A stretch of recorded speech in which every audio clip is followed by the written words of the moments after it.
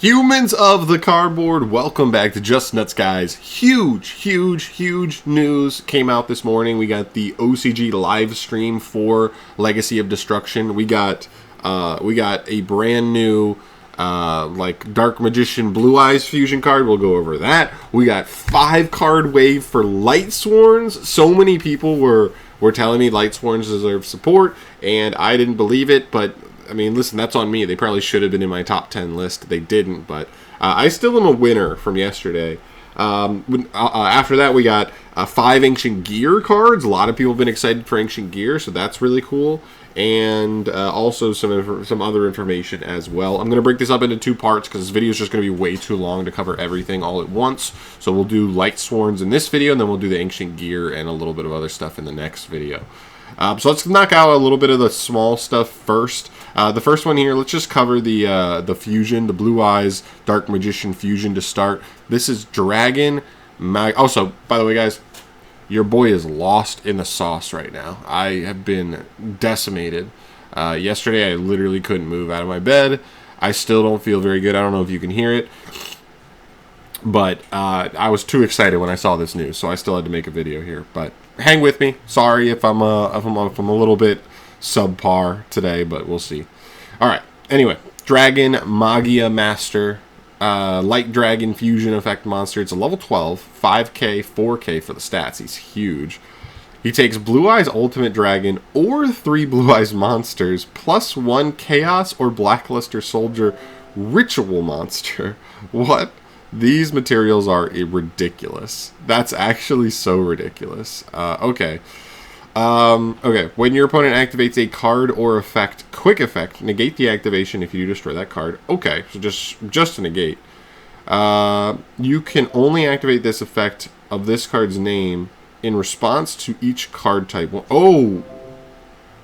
Are you for... So, like, if you get this card out, it is a monster, a spell, and a trap negate all in the same turn.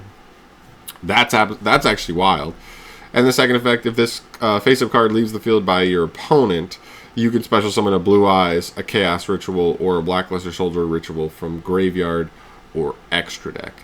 Yeah, I mean, this card's pretty strong. The problem is its materials are, like, completely bananas. So, my guess, like, the problem is if you wanted to build a deck around this, this is literally what the deck does. The deck would just entirely turbo into this card and nothing else. I don't know if Blue Eyes has like the fusion tools to get to this card, but that's kind of where we're at. To me, I think it probably won't see too much play, just from the sole fact that it's that the materials are too crazy. But like, man, if you get it out, it is pretty strong. Now the one thing is, like, they make this sound like 3 negates, but it's really probably just 2. But 2 negates is still pretty damn good. So let's not get that twisted. But you're never really negating a trap on your opponent's turn normally. So that's not too surprising. I mean, I guess Labyrinth is out there, so it's nice for that. But like, other than that, in weird matchups like that, that's not going to matter too much. Okay, cool. And then let's get into LIGHTSWORN stuff. So the first one here is Dragon of LIGHTSWORN. I love this guy. In classic Konami fashion, they just make a cute little dragon boy for an archetype that always had a giant dragon. They love doing that stuff. This is a level 4 light dragon. 1500 attack, 1300 defense, 3 hard ones per turn effects. Wow, I wonder if this is going to be good. If you have a LIGHTSWORN monster in your graveyard, you can special this from hand. Okay, doesn't even need anything on field. That's pretty nasty. If this card is special summoned, you can send a LIGHTSWORN card from deck to grave. See, finally! So a card that's not necessarily based on milling, it just lets you send. It just lets you foolish any LIGHTSWORN. So you get to be specific on the LIGHTSWORN card that you want to be sending. That's really nice. And the third effect, if this card is sent to the graveyard, you can add a dragon monster with 3k, 26k, or 2.6k from your deck to your hand. So this is a weird stat line. A ton of dragons have 3k attack, but not many of them have 2600 defense. I'm guessing that's what LIGHTSWORN Dragon and the other one. They have like the opposite one. But that's cool. This gives us like an easier way to access LIGHTSWORN Dragon pretty easily, which is nice. I would have to look and see if there are any other targets that just so happen to have this stat line, or if we get any here. But still a pretty good card all in all, right?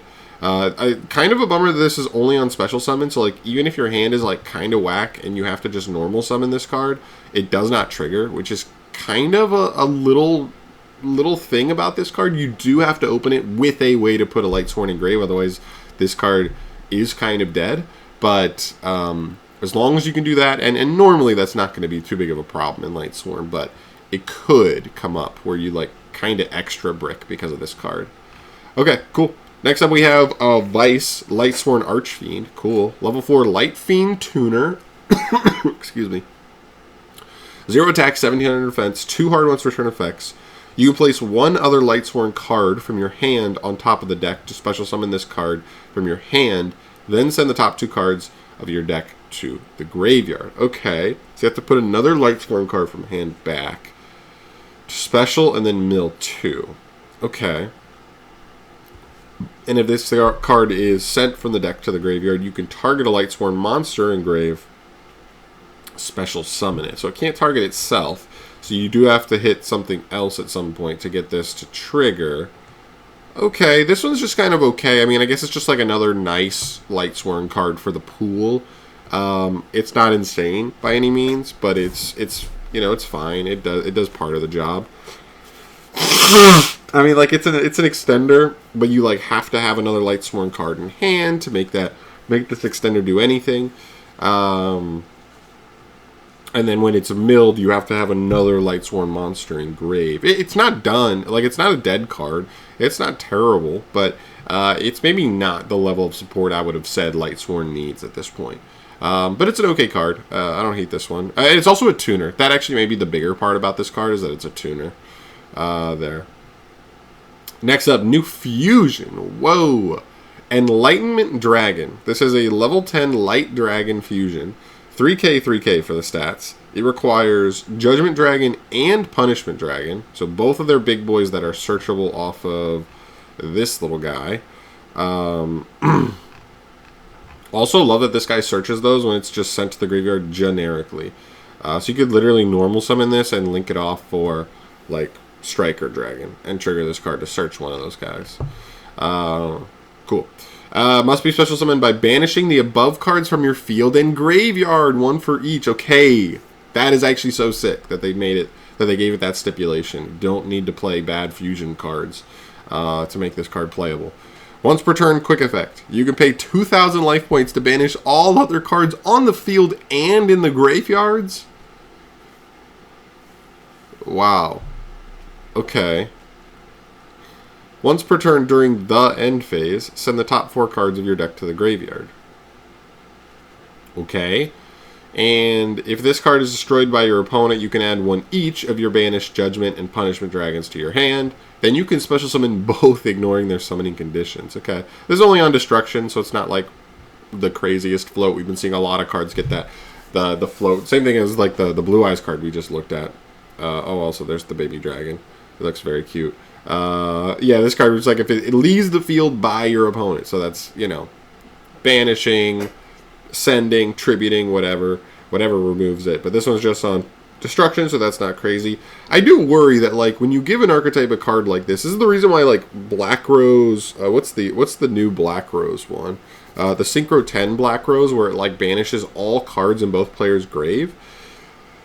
I remember like looking at it in like multiple decks where I was like, this deck makes a 10, this deck makes a 10.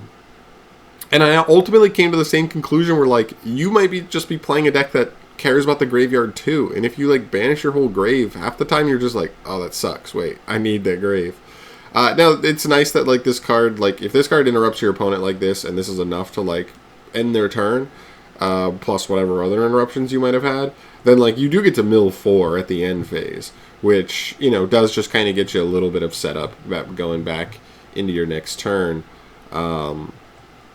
But, you know, it's interesting. I mean, like, listen, if this card is easy enough to summon, yes, I don't love that it's going to force you to play Punishment Dragon. You probably still played Judgment no matter what, but I don't love the idea of it forcing you to play Punishment, but it is what it is. If it gives you access to, like, a really powerful card like this, it may still be worth it, but we'll see. I have a new Minerva Synchro. Minerva Lightsworn Athena. This is a level 8 Light Fairy Synchro. 2800 attack, 1800 defense. This is completely generic, by the way, so we'll see if this can apply to other decks too. You can only use the first and third effects once per turn. If this card is Synchro Summoned, you can send Lightsworn monsters with different types from your deck to the graveyard up to the number of Lightsworn monsters used as material for this card's summon. Whoa! Okay, so if you can just use like the new tuner, that's a level 4, plus any other Lightsworn level 4. This card's going to get you the ability to Foolish any 2 Lightsworn monsters. Wow, that's pretty good. Okay, that's pretty strong. Lightsworn monsters you control cannot be banished by card effects. That's a weird protection effect, but I guess it's nice. Oh, I guess it makes it so that if you have this on field and you activate this guy, you wouldn't banish your own monsters on field. You would still banish all the ones in grave, but you wouldn't banish the ones on field. That's still fine, because like then you keep like a 28 and a 3k beater at least, and maybe another 1 or 2, depending on what you did completely, but that's cool. And then you can banish up to 4 Lightsworn monsters from your graveyard to send that many cards from the deck. On top of this, so on summon, this card sends 2, probably. 1, at least 2, depends on exactly how you're making it. And then you also just get to mill 4. I mean, you have to have Lightsworns, a certain number of Lightsworns engraved, but like, whoa. If you're sending 2 off of this, you would have had 2 here. You would have used 2 to make it, so you would already have 4 names engraved. Wow, okay. Mill 4, plus Foolish 2, plus Banish Protection. Wowee. I mean, this card generically can't apply to other decks, really. It's just Lightsworn, which I kind of like, but pretty powerful card for Lightsworn specifically. Definitely. And the last card we have here is Lightsworn Aegis. It's a normal trap card. You can only use the first and second effects of this card once per turn. Target face-up cards you control, or your opponent controls, up to the number of Lightsworn monsters you control. Negate their effects until the end of this turn.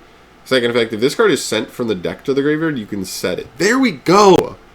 Okay, listen, I know this is, like, not that impressive, because, like, as an interruption, this effect is just fine. Now, I like this this can target cards, so this can target spell and trap cards, even normal spell and traps, a quick play, in chain to negate them. So, like, board breakers can kind of be handled with this, potentially. But, like, this is just what you need. And we've kind of seen this. This is the kind of thing where I did a discussion with you, like, a year ago, almost, it feels like. Basically about, not necessarily about Lightsworns, but more so about Tier Limit. And how Tier Limit was just, like, better Lightsworns. It's like a mill-based deck, except all of their cards are, like, both. All of their cards are so good because they're good draws and they're good mills. Now, you can basically see with this support that, like, that's kind of the direction they're going in, right? This card's Mill It Reborn something, but also if you draw it, it's an extender, jumps on the field, and mills too. So, like, there you go, good in both scenarios. This card, if you draw it, it's an extender that gets you a Foolish, and if you just mill it, it still gets you a free ad for one of the dragons, which then could get you into the new boss monster, right? So, that's kind of the direction they're going in, and same thing here. This is a trap card. Like, if you draw it, fine, because, like, it's just part of the deck, and you just get to set it, and it's a negate, maybe even a multi-negate, and then if you mill it, though, you just get a free card out of it. This is what I wanted to see. Now, I do think this is good for the deck. I do think this is a good step for the deck. My worry with the deck is always going to be the same, because the rest of how this archetype has been designed over the years, I worry that, like, the ratios are just kind of tough, and consistency can be hard to maintain, just because you have to have enough cards that are good to mill while also having enough cards that are good engine cards that you actually want to see in your hand. And I just feel like that makes for a deck that, like, pretty consistently is going to have, like, 1 or 2 cards at least in your hand that are not optimal. And I feel like that makes it hard to compete with, like, how optimized deck building has become in Yu-Gi-Oh! But you know, there's no denying that there's power here. There's a lot of power in this deck. The other thing that I worry about, and same thing with Tier Limit, is, like, because you need a full deck that, like, mills a bunch and does its own thing, because you don't want just, like, dead mills, you don't have a ton of space for defensive cards, and that's another thing here. And I know Tier does fine because its engines are so strong, but like you may not have room for a lot of non-engines, so you may just have to go. You know what? I'm just going to break boards with engine, which can work, but like usually it's just not as reliable as like actually designed cards to break boards going second. So it is what it is. I think it's actually pretty good. I think if you're a LIGHTSWORN player, you're stoked about this. This should help. I think the 3 main deck cards that not only are like good draws but good mills at the same time really do help the deck going forward, and they're going to make the deck feel better in those categories that I kind of discussed, specifically like the consistency part. But let me know your thoughts down below. I'm not a LIGHTSWORN truther. I'm not a LIGHTSWORN player by any means, so let me know in the comment section down below how much you think these new cards support them. And yeah, Ancient Gear video coming in just a sec. So stay tuned. Peace.